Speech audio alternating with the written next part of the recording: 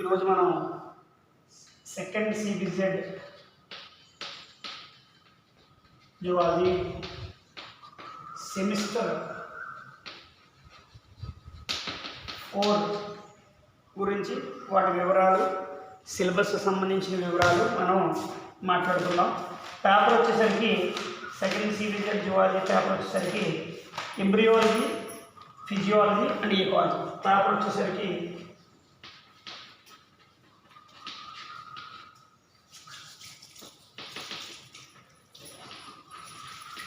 embryology and physiology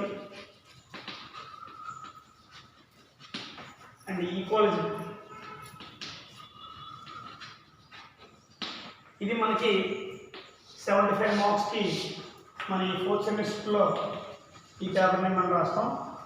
embryology, physiology, ecology. ఎంబ్రియాలజీలో ఏ విధమైన విధానం ఉంటుంది, ఇందులో మనకి ఉండే విధానం చూసుకుంటే ఫస్ట్ యూనిట్ అంటే ఫిజియాలజీ 2 యూనిట్లు, ఈకాలజీ 1.5 ఇలా డివైడ్ చేసి ఇవ్వడం జరిగింది.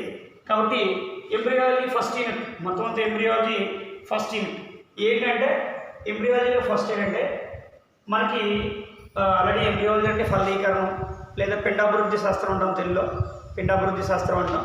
ఏముంటాయంటే ఇందులో శుక్రకణం లేదా అండకణం, దాని యొక్క గ్రోత్, అదే పెరుగుదల లేదా అది శుక్రకణం అండకణం కలిసి ఏర్పడే విధానం, అదే ఫలదీకరణ చెందడం, ఈ రకమైన అన్ని, అదే అందులో ఏ అండాలు ఎన్ని రకాలు, ఈ విధంగా ఉంటాయి అనే దాని గురించి చూద్దాం. ఫస్ట్ది గ్యామటోజెనిసిస్.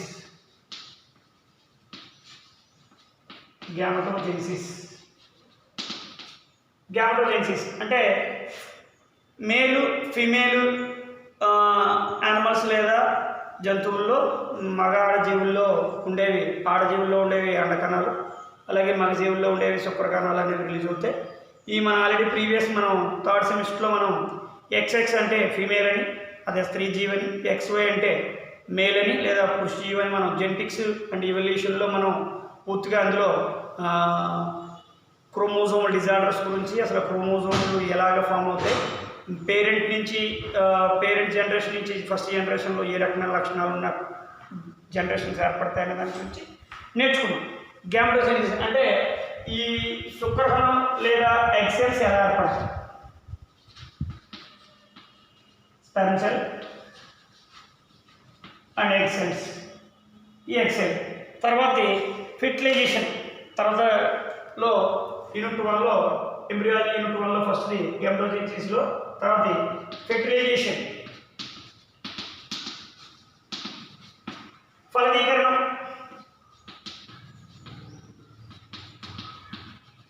ఫలదీకరణం, అంటే మేల్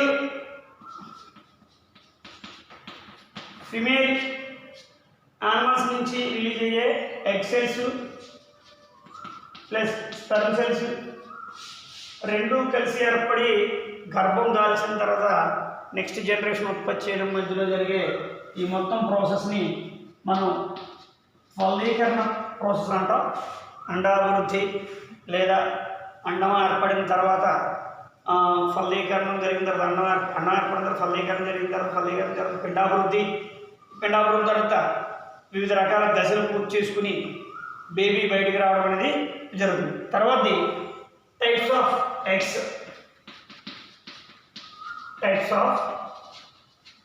ఎగ్స్, అండాల రకాలు.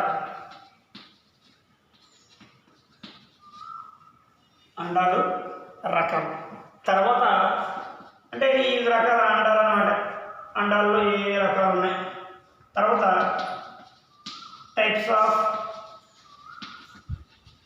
క్లీవేజెస్, విధానాల రకాలు.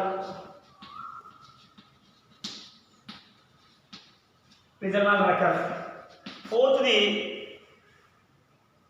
Development of primary germ layers అంటే ప్రాథమిక జనక స్థలాలు అభివృద్ధి. Development of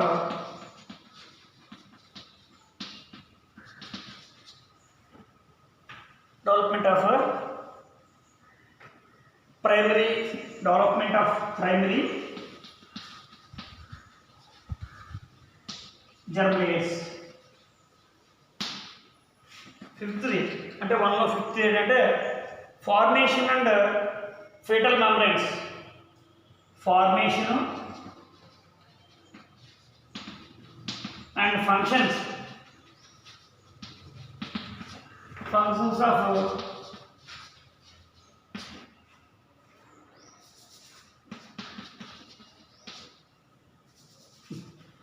fetal membranes.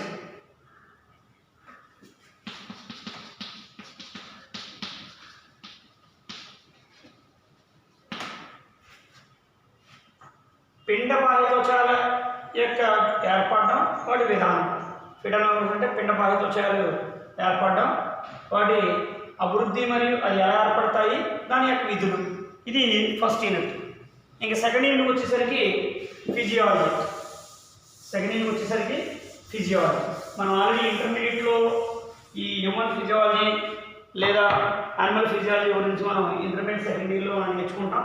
అయితే మనకి ఫస్ట్ యూనిట్ ఎంబ్రియాలజీ అయితే ఫస్ట్ యూనిట్ మనకి రిమైనింగ్ 4 యూనిట్స్ ఉన్నాయి.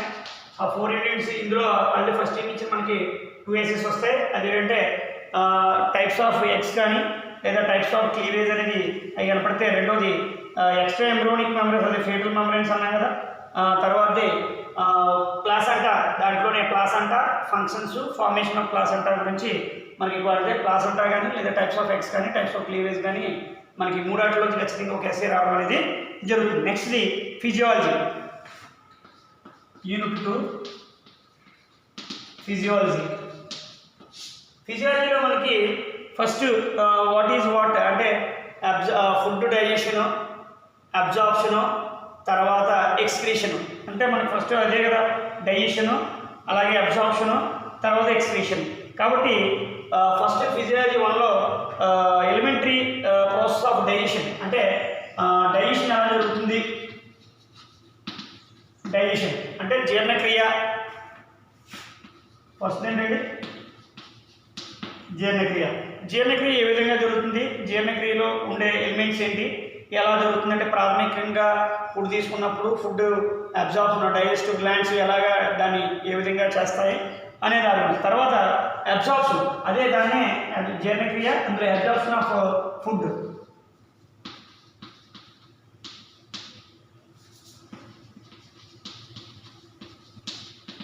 Absorption of food. ఆహార శోషణ.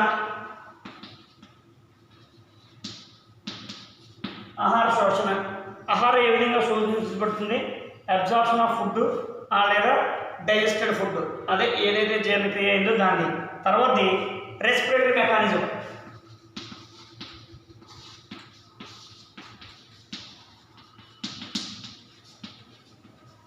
రెస్పిరేటరీ సిస్టమ్ లేదా రెస్పిరేటరీ మెకానిజం.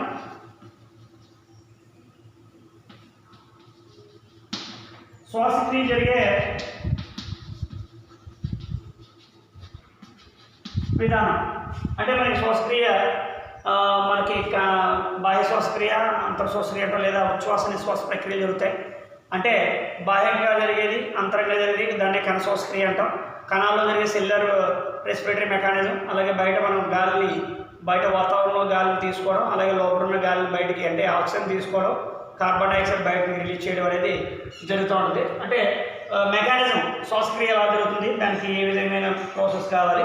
శ్వాసక్రియలో జరుగుతున్నప్పుడు O2 ట్రాన్స్పోర్టు,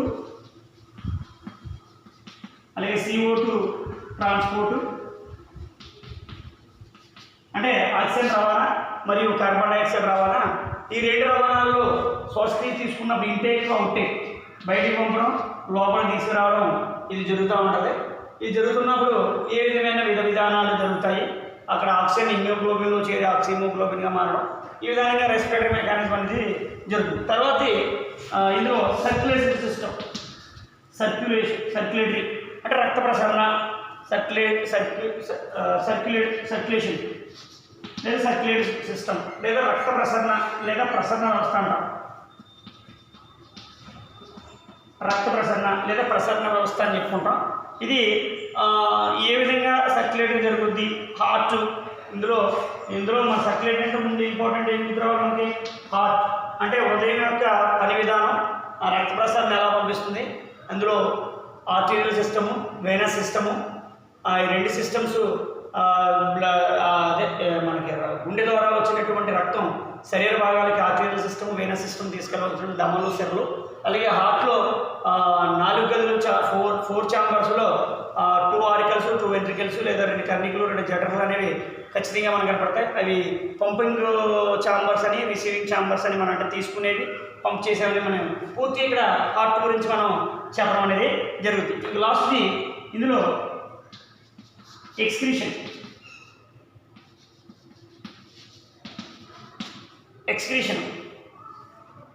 అంటే విసర్జన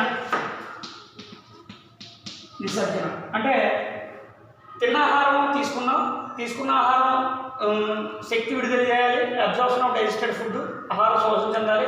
శోషణ చెందిన ఆహారం రక్తంలోకి చేరుకోవాలి. రక్తంలోకి చేరుకున్న తర్వాత శరీర భాగాల్లో వివిధ కణజాల వ్యవస్థకి పంపించబడాలి. అక్కడ ఎనర్జీ స్టోరేజ్ని అవి తీర్చుకోగలగాలి. అలాగే శ్వాసక్రియ జరగాలి. శ్వాసక్రియల ద్వారా ఓటు రక్తంలోకి చేరాలి. శరీరంలో రక్తంలో చేరిన తర్వాత కణజాలాల్లో ఉన్నటువంటి కణజాల వ్యవస్థలో ఉన్నటువంటి కణాలకి ఆక్సిజన్ లభించాలి. అంటే అలాగే ఆక్సిజన్ ప్లస్ ప్రోటీన్స్, మినరల్స్, అలాగే కార్బోహైడ్రేట్స్, లిపిడ్స్ ఇవన్నీ ఈ తీసుకున్న ఆహారం ద్వారా శోషణ చెంది శరీర భాగాలకు చెందాలి. తర్వాత సర్క్యులేటర్ అంటే ఈ ప్రాంతం అంతా దీని రక్త ప్రసరణ ద్వారా శరీర భాగాలు. తర్వాత waste material of the excess amount of the food materials అంటే తీసుకున్న ఆహారాన్ని డైజెస్ట్ చేసి క్వాలిటీ లేదా పనికొచ్చే ఆహారాన్నేమో శరీర భాగాలకి, పరికరాల వ్యర్థ పదార్థాలని, అలాగే కిడ్నీ అంటే మూత్రపిండాల్లోనేమో వాటర్ ఓడిపోతా, అలాగే పెద్దపీట ద్వారా వేస్ట్ మెటీరియల్ బయటికి ఈ ఎక్స్క్రీషన్ కాంపోనెంట్ ద్వారా ఇవి విసర్జక పదార్థాలు బయటకు అనేది జరుగుతుంది. అందుకని ఇక్కడ విసర్జనలో మనకు ముఖ్యంగా నేర్చుకునేది ఏంటంటే కిడ్నీస్ ఎక్కడంటే మూత్రపిండాలు. ఇందులో మనం నేర్చుకునేది స్ట్రక్చర్ ఆఫ్ నెఫ్రాన్ రొక్క నిర్మాణం, అలాగే యూరిన్ ఫార్మేషన్. ఆల్రెడీ మనం చెప్పుకున్నాం. యూరిన్ ఫార్మేషన్, మూత్రం ఏర్పడే విధానం. తర్వాత కౌంటర్ కరెంట్ మెకానిజం, అదే ప్రతి ప్రవాహ సిద్ధాంతం అంట. ఈ రెండేళ్ళు జరిగే మెకానిజం. తర్వాత ఫిజియాలజీ 2, ఇది ఫిజియాలజీ 1 అండి. ఇది ఫిజియాలజీ 1. సెకండ్ యూనిట్లో ఫిజియాలజీ 1 నేర్చుకుంటాం. తర్వాత థర్డ్ యూనిట్ ఫిజియాలజీ 2. ఫిజియాలజీ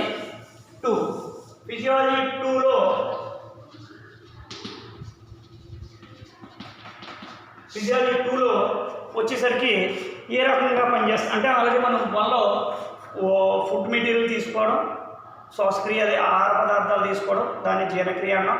అవి జీర్ణ ప్రక్రియ జరపడం.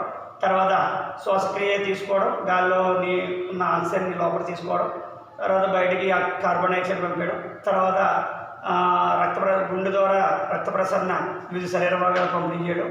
ఇవన్నీ ప్రొసెస్ జరిగిన తర్వాత లాస్ట్ ఎక్సిడిటీ కాంపోనెంట్స్ అనేది బయటికి పంపడం అనేది, ఏదైతే ఆహారం తీసుకున్నామో అలాగే వేస్ట్ మెటీరియల్ కూడా బయటికి పంపడం అనేది ముఖ్యమైన పని మన హ్యూమన్ బాడీలో, లేదా human physiology or animal physiology ఏదైనా శరీర ధర్మశాస్త్రం ప్రకారం ఇది ఈ విధంగా పనిచేస్తుంది అన్నమాట. తర్వాత నర్వ్ ఇంపల్స్. అంటే మనకి ఫిజియాలజీ 2లో ఫస్ట్ మనం నేర్చుకోవాల్సింది నాడీ కణానికి సంబంధించిన వివిధ రకాల విధానాలు ఏంటంటే అందులో నాడీ కణానికి సంబంధించినటువంటి నాడీ కణ సంధి అభివాహం నర్వ్ ఇంపల్స్ అంటాం. ఇంపల్స్ అంటే నాడీ కణానికి మధ్య సంధి విభాగాలు జరుగుతుంటాయి, దాన్ని నర్వ్ ఇంపల్స్ అంటాం. అలాగే ఈ నాడీ కణానికి సంబంధించిన కొంచెం అయాన్స్ ఎక్స్చేంజ్ అనేది జరుగుతూ ఉంటుంది. దానివల్ల అక్కడ పొటెన్షియల్ అనేది ఏర్పడుతుంది. దానికి రెస్టింగ్ పొటెన్షియల్, అలాగే యాక్షన్ పొటెన్షియల్, ఇలా డిఫరెంట్ పొటెన్షియల్స్ అంటే విరామ సగమం తెలుగులో దీన్ని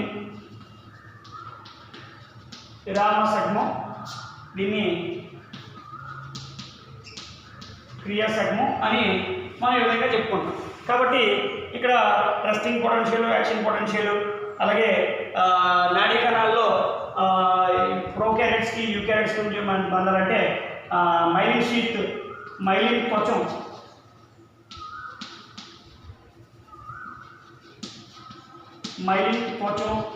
అలాగే మైలిన్ త్వచం లేనివి,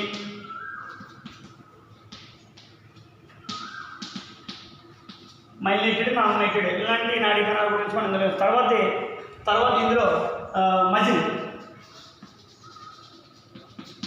కండరాలు, ఇది నాడీ కణం, ఇది కండరం. మనకి ఇందులో types of muscles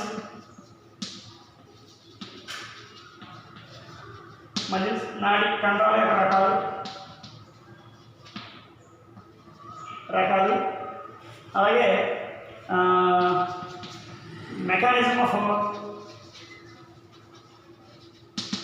mechanisms of skeletal muscle,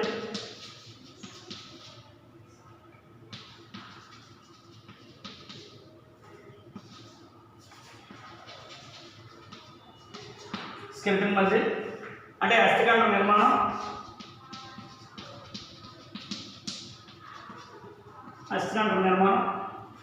ఇది దీని గురించి ఇందులో చెప్పుకుంటాం. అందులో డిఫరెంట్ మెకానిజం ఉంటుంది, మజిల్స్ టైప్స్, అలాగే ఇక్కడ మెకానిజం టైప్స్ మజిల్స్, స్ట్రక్చర్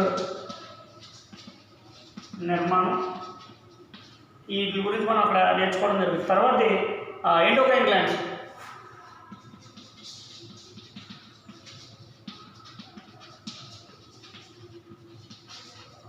అంతఃస్రావ గ్రంథులు అంటాం,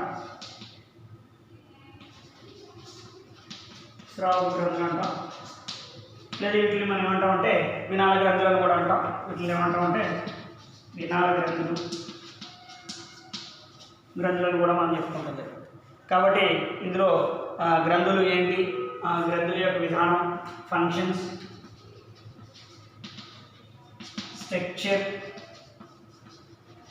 ముఖ్యంగా ఇందులో మనం పీయూషి గ్రంథి లేదా పిట్యూటరీ గ్లాండ్ గురించి, అలాగే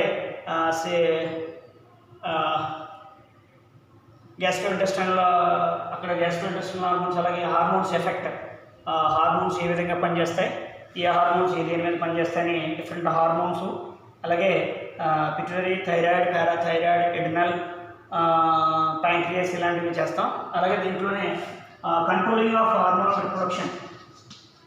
హార్మోనల్ రిప్రొడక్షన్ అంటే ఈ హార్మోన్ల యొక్క ప్రభావం లేదా కంట్రోలింగ్ అనేది ప్రత్యుత్పత్తి ఎలా ఉంటుందనే దాని గురించి ఈ యూనిట్లో మనం నేర్చుకుంటాం. తర్వాత ఈకాలజీ, ఫోర్త్ యూనిట్ ఈకాలజీ అంటే మనకి అందరికీ ఇప్పుడు ఆల్రెడీ మా 2-3 యూనిట్లు ఇంటర్మీడియట్లో నేర్చుకుంటే ఈకాలజీ కూడా మనం ఇంటర్మీడియట్ ఫస్ట్ ఇయర్లో నేర్చుకుంటాం. ఫోర్త్ ఈకాలజీ 1 అండి, ఈకాలజీ 1. కాబట్టి ఈకాలజీ అంటే జీవవర్ణ శాస్త్రం అంటాం, పిండాభివృద్ధి శాస్త్రం, శరీర ధర్మశాస్త్రం లేదా ధర్మశాస్త్రం, శరీర ఫిజియాలజీ అంటే శరీర ధర్మశాస్త్రం, ఈకాలజీ అంటే జీవవర్ణ శాస్త్రం. ఈకాలజీ 1లో మనకి ఏముందంటే దీని యొక్క meaning and scope of ecology.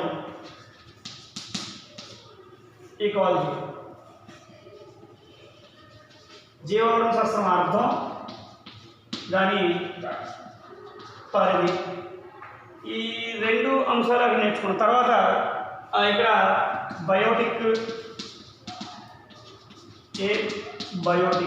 Factors, Biotique factors అంటే జీవవర్ణ కారకాలు, జీవనిఘటక కారకాలు అంటాం.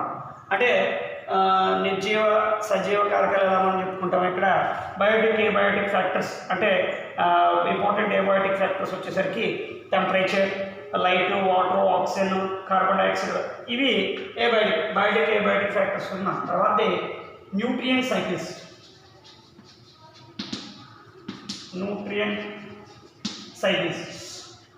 పోషక వలయాలు ఏంటంటే ఇక్కడ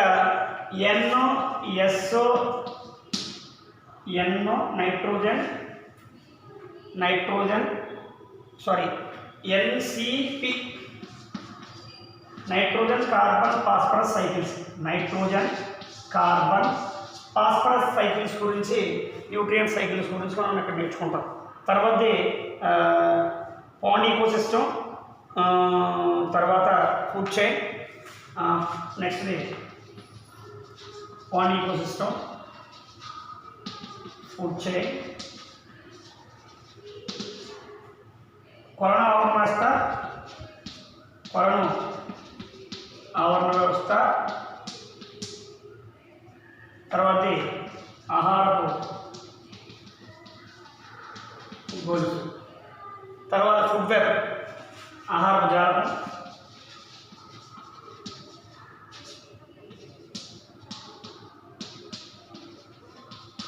ఇది ఫస్ట్ ఇకాలజీలో మనం నేర్చుకున్నాం. తర్వాత ఇకాలజీ 2లో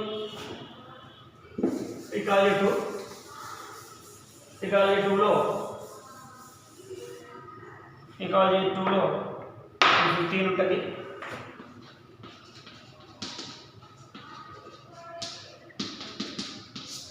ఇకాలజీ 2లో 15 ఉంటుంది. ఏంటంటే అది ఇకలాజికల్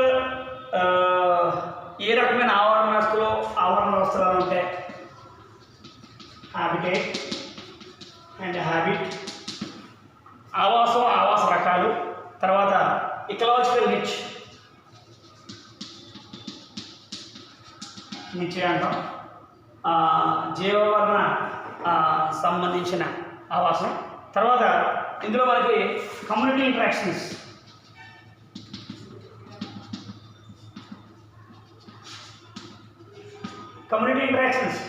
అంటే జాతుల మధ్య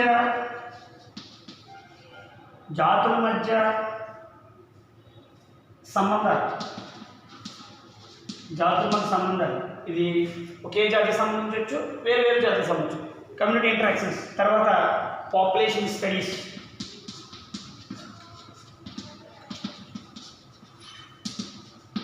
స్టడీస్, జనాభా విధానం, అంటే జనాభా పెరుగుదల తగ్గుదల దీని గురించి. తర్వాత లాస్ట్ ఇందులో ఇది ఏ పార్ట్లో తీసుకుంటే బి పార్ట్లో జూ జాగ్రఫీ,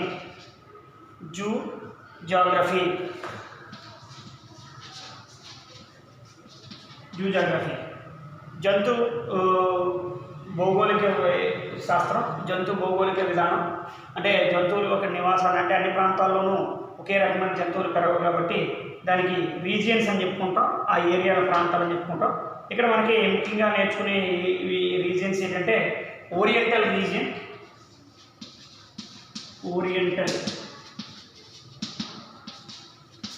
తర్వాత ఆస్ట్రేలియన్,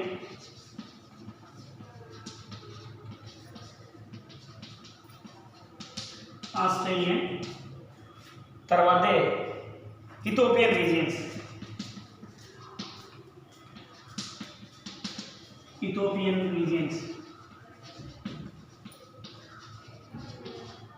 ప్రాంతాలు. ఇది students second year 4th semester యొక్క క్లుప్తంగా సిలబస్. ఆల్రెడీ మనకి 75 మార్క్స్కి థియరీ, మనకి 55 మార్క్స్కి ప్రాక్టికల్స్, 25 మార్క్స్కి ఇంటర్నల్ మిడ్. కాబట్టి మనకు ఇప్పుడున్న ఈ సిలబస్లో ఇది మనకి రేపు క్లాసులు స్టార్ట్ చేయడం జరుగుతుంది. ఈ సిలబస్ను ఒకసారి త్వరగా చూసుకుని ఏమైనా డౌట్స్ ఉంటే కామెంట్ చేయండి. Thank you.